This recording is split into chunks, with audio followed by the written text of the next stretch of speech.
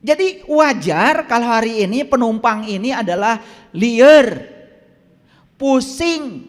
Kenapa? Gak pernah ditanya, diabaikan, ditelantarkan. Lalu pikiran jalan sendiri. Makanya si supir juga lelah. Kenapa?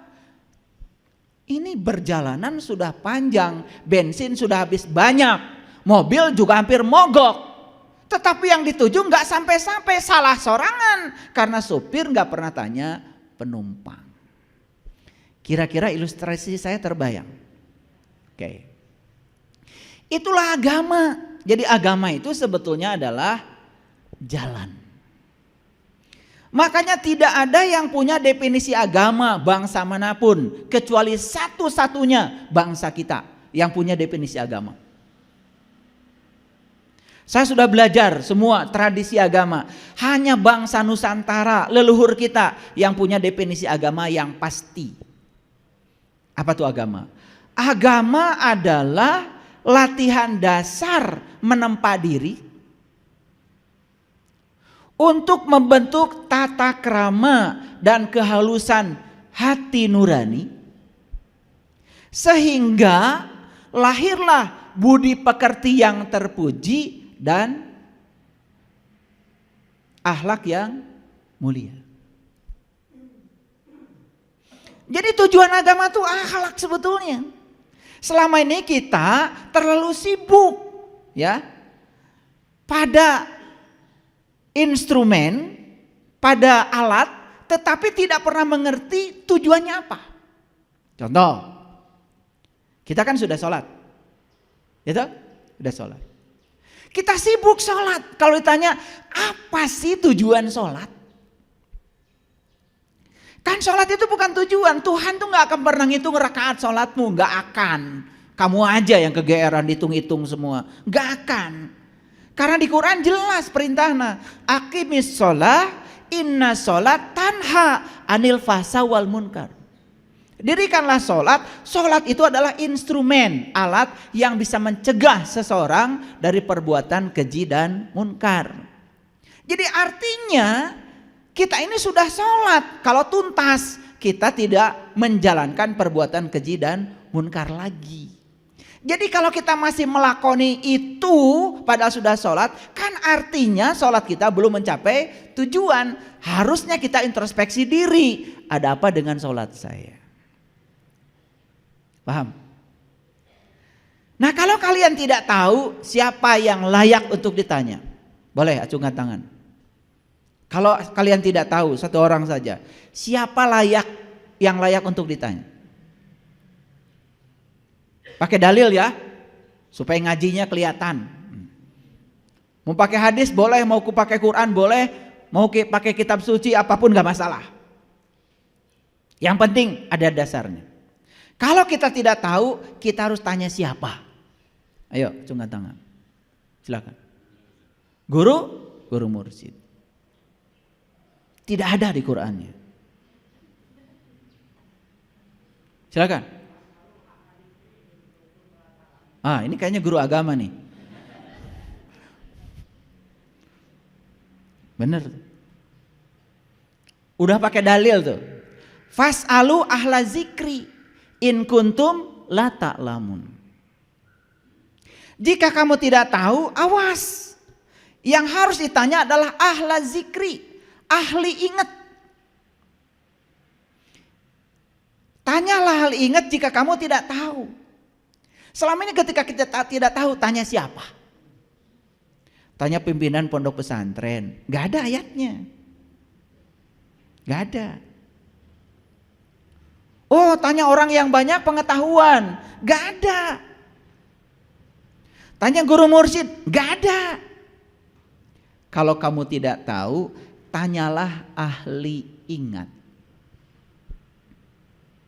Clear? Ini Quran. Fas'alu ahla zikri in kuntum la ta'lamun. Tanyalah ahli ingat jika kamu tidak tahu. Kalau kamu tidak tahu, tanya ahli ingat. Pertanyaannya, ingat siapa? Boleh, siapa lagi yang bisa menjawab? Siapa ahli ingat menurut kitab suci? Boleh. Yang paling banyak menjawab pertanyaan saya dapat hadiah nanti. Siapa? Ahli ingat? Allah. Nah, udah mulai salah nih. Gak apa-apa. Karena apa? Yang penting sudah berani menjawab, itu sudah keren.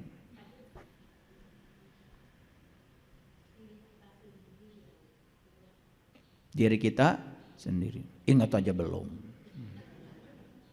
Siapa?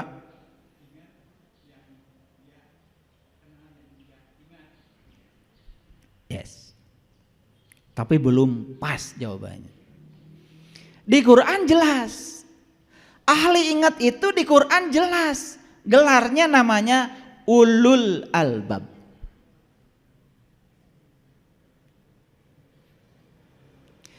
Inna fi khalqis samawati wal ardh wa ikhtilafil laili wan nahar la ayatil li ulil albab. Alladzina yazkurunallaha qiyaman wa qu'udan wa ala junubihim. Harus pasti kalau menjawab. Saya dulu dalam pencarian saya. Kenapa saya itu tidak betah ya? Di sini udah belajar, kayaknya ini omong kosong. Saya pindah ke sini. Karena tidak pasti. Saya tidak mau yang tidak pasti. Karena ketika saya meyakini yang tidak pasti, saya berjudi. Saya tidak mau membiarkan masa depan saya dalam ketidakpastian. Harus pasti. Masa depan saya harus selamat, dan kalau saya mati harus pulang kepada Allah. Harus pasti. Jangan wallahu alam. Harus pasti.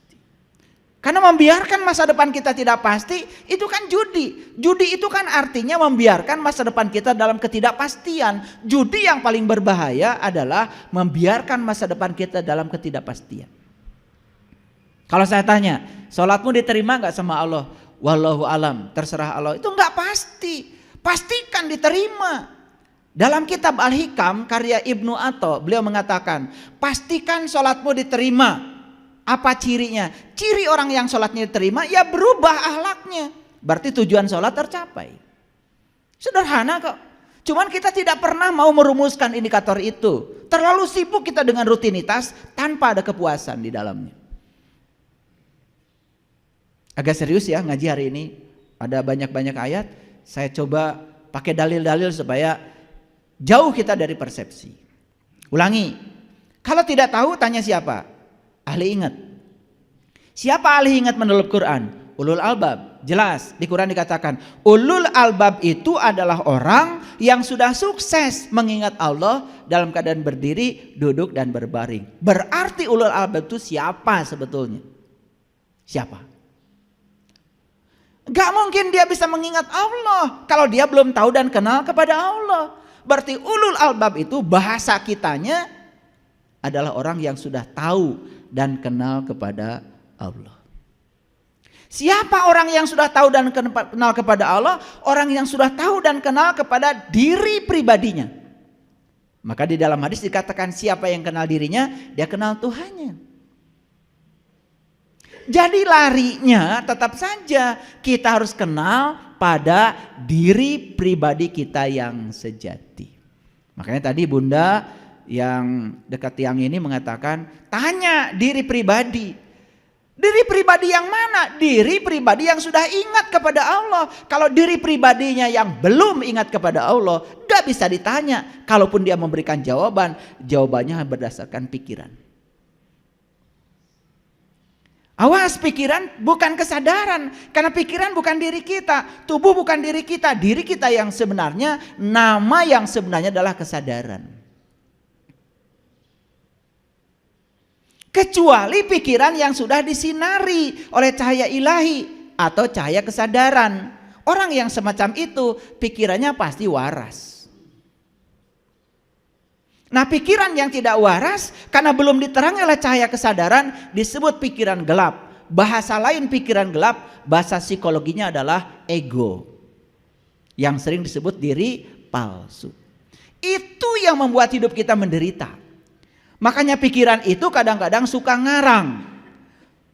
Membuat ilusi yang melampaui kenyataan. Pikiran kan suka begitu. Suka ngarang. Faktanya tidak